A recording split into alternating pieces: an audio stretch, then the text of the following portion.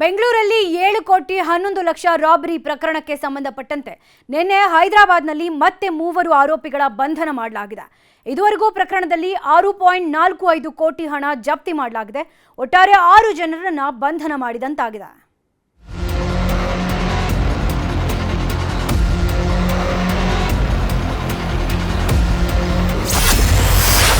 7 ಕೋಟಿ ದರೋಡೆಯ master mind arrest.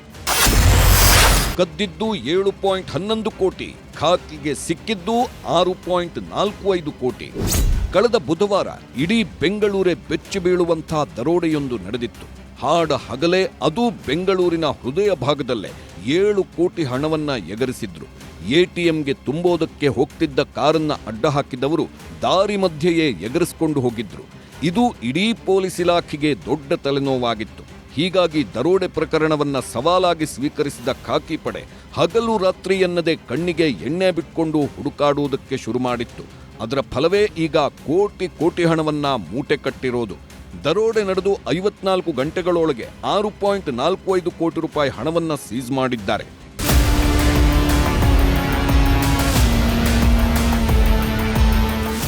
ದರೋಡೆ ಪ್ರಕರಣದ ಮಾಸ್ಟರ್ ಮೈಂಡ್ಗಳಂದ್ರೆ ಪೊಲೀಸ್ ಕಾನ್ಸ್ಟೇಬಲ್ ಅಣ್ಣಪ್ಪ ನಾಯಕ್, ಗೋಪಿ ಹಾಗೂ ಝೇವಿಯರ್. ಈ ಮೂವರು ಹಾಕಿಕೊಟ್ಟ ನೀಲನಕ್ಷೆಯಂತೆಯೇ ಇಡೀ ಪ್ರಕರಣ ನಡೆದಿತ್ತು. ದರೋಡೆಕೋರರ ಜನ್ಮಜಾಲಾಡಿದ ಖಾಕಿ ಪಡೆ ಕುಪ್ಪಂನಲ್ಲಿ ತಲೆಮರೆಸಿಕೊಂಡಿದ್ದ ಝೇವಿಯರ್ನನ್ನ ಕೆಡ್ಡಕ್ಕೆ ಕೆಡವಿದ್ರು. ಯಾವಾಗ ಈತ ಲಾಕ್ ಆದ್ನೋ ಬೆಂಗಳೂರಲ್ಲೇ ಇದ್ದ ಕಾನ್ಸ್ಟೇಬಲ್ ಅಣ್ಣಪ್ಪ ಹಾಗೂ ಗೋಪಿ ಕೂಡ ಪೊಲೀಸರ ಬಲೆಗೆ ಬಿದ್ದಿದ್ರು. ಮೂವರು ಮಾಸ್ಟರ್ ಮೈಂಡ್ಗಳನ್ನ ಎತ್ತಾಕೊಂಡು ಬಂದು ಬುಡಕ್ಕೆ ಬಿಸಿನೀರು ಕಾಯಿಸ್ತಿದ್ದಂತೆ ಅಸಲಿ ಸತ್ಯ ಕಕ್ಕಿದ್ದಾರೆ. ದರೋಡೆಗೆ ಹೇಗೆಲ್ಲ ಪ್ಲಾನ್ ಮಾಡಿದ್ವಿ ಅನ್ನೋ ಸತ್ಯ ಬಿಚ್ಚಿಟ್ಟಿದ್ದಾರೆ.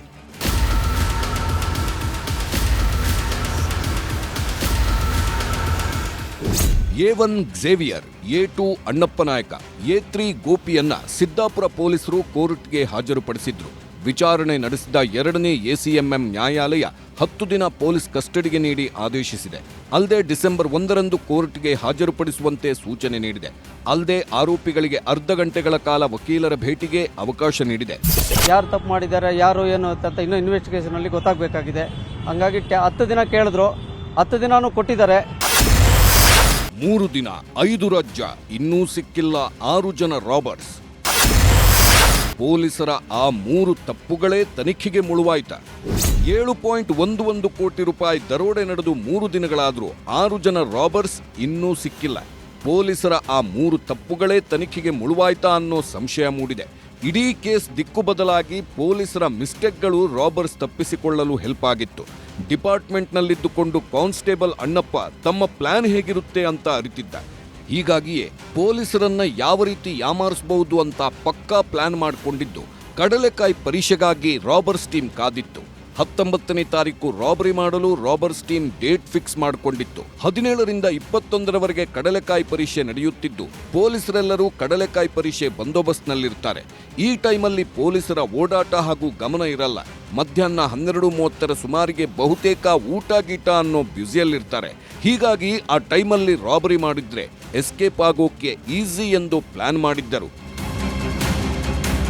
ದರೋಡೆಯಾದ ಬೆನ್ನಲ್ಲೇ ಕಂಟ್ರೋಲ್ ರೂಮ್ಗೆ ಸಿಎಂಎಸ್ ಸಿಬ್ಬಂದಿ ಕರೆ ಮಾಡಿದ್ದರು.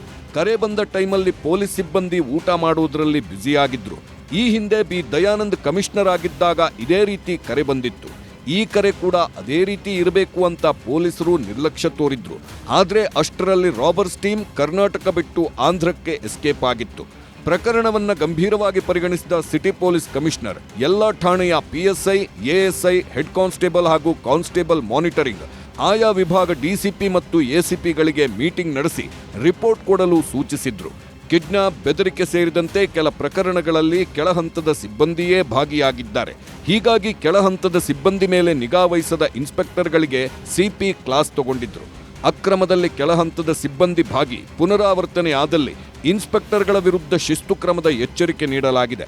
ಒಟ್ನಲ್ಲಿ ದರೋಡೆ ಪ್ರಕರಣದಲ್ಲಿ ಭಾಗಿಯಾಗಿದ್ದ ದೊಡ್ಡ ಮಿಕಗಳೇ ಬಂಧಿಯಾಗಿದ್ದು ಇನ್ನುಳಿದವರನ್ನ ಆದಷ್ಟು ಬೇಗ ಕೆಡ್ಡಕ್ಕೆ ಕೆಡವಬೇಕಿದೆ. Crime bureau, news 18, Bengaluru.